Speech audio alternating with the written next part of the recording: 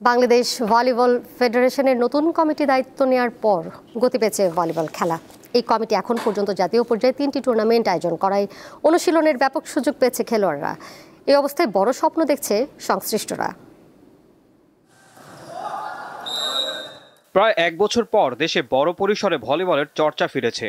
জাতীয় পর্যায়ে 3টি প্রতিযোগিতার মাধ্যমে খেলোয়াড় বাছাই করেছে ফেব্রুয়ারিতে গঠিত নতুন কমিটি।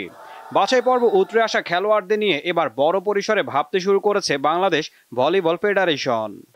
তারা অধ্যবসায় খুবই কঠোর অনুশীলন করে যাচ্ছে নিঃসন্দেহে।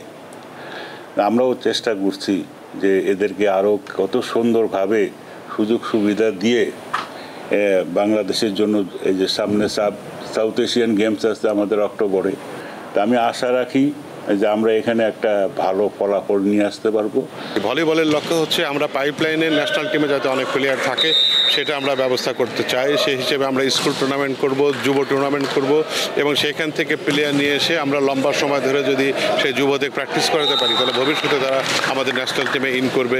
এতে পাইপলাইনে প্লেয়ারটা সাফিসিয়েন্ট থাকবে। চলতি বছরের অক্টোবরে সেন্ট্রাল এশিয়ান ভলিবল চ্যাম্পিয়নশিপ হওয়ার কথা রয়েছে ঢাকায়। এছাড়া আসছে সাউথ এশিয়ান গেমস। তাই এখন থেকেই অনুশীলনে জাতীয় দল। 2023 সালে লাস্ট এশিয়ান চ্যাম্পিয়নশিপও বাংলাদেশ খেলেছে প্রথমবারের মতো।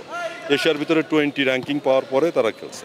ভলিবল আমাদের দেশে অত্যন্ত জনপ্রিয় এবং বর্তমানে আরও আমরা এই র্যাঙ্কিং কিভাবে আরও কমানো যায়, মানে আমরা 64, আমরা নেক্সট টার্গেট 64 থেকে যাতে আমরা 45-এর মধ্যে আসতে পারি, তারপর পরের টার্গেট 45 থেকে, এইভাবে আস্তে আস্তে আমরা কিন্তু অনেক এগিয়েছি।